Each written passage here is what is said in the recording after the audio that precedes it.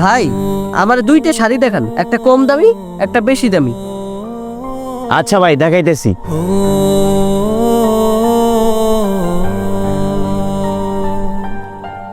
ভাই এগুলা বেশি দামি আর এগুলা কম দামি, দেখেন আপনি কোনটা নেবেন। ভাই এগুলো একেবারে কম দামের, এগুলো অনেকে বুয়াদের জন্য নেয়, আপনি চাইলে এই ভালো মানেরটাই নিতে পারেন। না ভাই, আমার দুইটাই লাগবো, একটা কম দামি লাগবো আর একটা বেশি দামের লাগবো। আচ্ছা ভাই, তাহলে আপনি চয়েস করেন আপনি কোনটা নেবেন। আচ্ছা ঠিক আছে ভাই, এই শাড়িটাতে দেখে ভালোই মনে আছে। আচ্ছা এক কাজ করেন, এটা আমার বউয়ের জন্য নিব আর একটা আমার মায়ের জন্য কম দামি একটা শাড়ি দিয়ে দেন। এই শাড়িটা দিয়ে দেন তাহলেই হবে। ভাই মায়ের জন্য শাড়ি নেবেন, তাহলে তো কম দামিটা নেবেন কে? আরো দামি শাড়ি আছে, ওইখান থেকে একটা দেখায় আপনার মায়ের জন্য। আরে ভাই কি যে কর না, মা হইছে বুড়া মানুষ, মায়ের কি ওই বয়স আছে যে এত দামি শাড়ি পরবো? আর তাছাড়াও মারে যদি কম দামি শাড়ি দিই মা কিছু বলবো না, বরং আরো খুশি হইব। কিন্তু বউরে যদি কম দামি শাড়ি দিই, বউ তো শাড়ি পরবই না, উল্টো আরো সংসারে ঝামেলা সৃষ্টি করবে। ভাই আপনি এটা একটা কথা বললেন, আপনার মায়ের জন্য কম দামি শাড়ি নেবেন অথচ আপনার বউয়ের জন্য দামি শাড়ি নিলেন।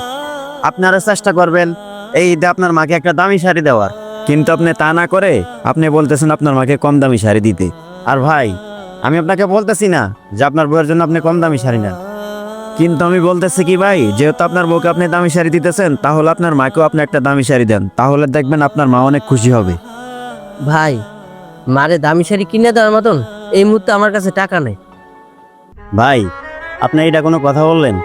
এই যে আমরা যখন ছোট ছিলাম তখন মা নিজে না খায় আমাদেরকে খাওয়াইছে। এই যেমন ঈদ আসলে আমাদের মা বাবা চিন্তা করতো কি আমরা যাতে খুশি থাকি, সবচেয়ে দামি পোশাকটাই আমাদেরকে কিনে দিত। আর আপনি কিনা বলতেছেন আপনার মারে কম দামি শাড়ি দিবেন আর আপনার বউয়ের জন্য দামি শাড়ি নেবেন। আর এই জন্য আমি বলছিলাম ভাই, আপনার বউয়ের জন্য যত দামি শাড়ি নেবেন আপনার মায়ের জন্য একটা দামি শাড়ি নেন, তাহলে দেখবেন আপনার মা ওই শাড়ি দেখে অনেক খুশি হবে।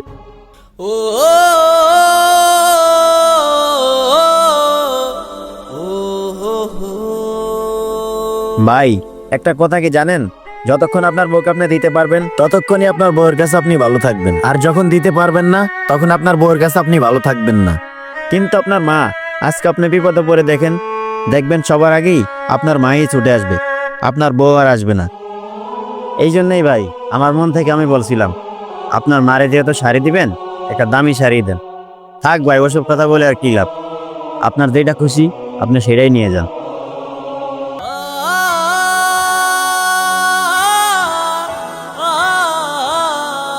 হ্যাঁ ভাই, আসলে আমি বুঝতে পারিনি, তবে ভাই আপনি আমার চোখ খুলে দিছেন।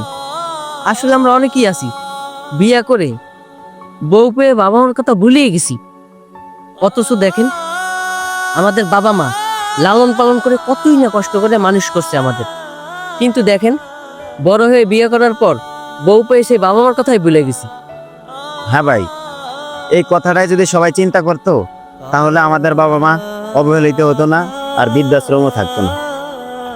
হ্যাঁ ভাই আপনি ঠিকই বলছেন।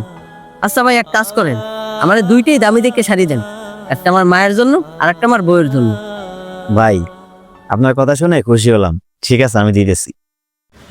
মা বাবার জন্যই পৃথিবীর আলো দেখা, তাই ঈদ উপলক্ষে মা বাবাকে কোনো পোশাক দিতে চাইলে অবশ্যই ভালো মানের পোশাকটাই দিবেন। আর মা বাবাকে খুশি রাখলে আল্লাহ তাআলা আপনার প্রতি খুশি থাকবে, আর আল্লাহ তাআলা খুশি থাকলে দুনিয়া ও আখিরাত আপনার জন্য সহজ হয়ে যাবে। ভিডিওটি ভালো লাগলে অবশ্যই শেয়ার করে দিবেন। ধন্যবাদ সবাইকে।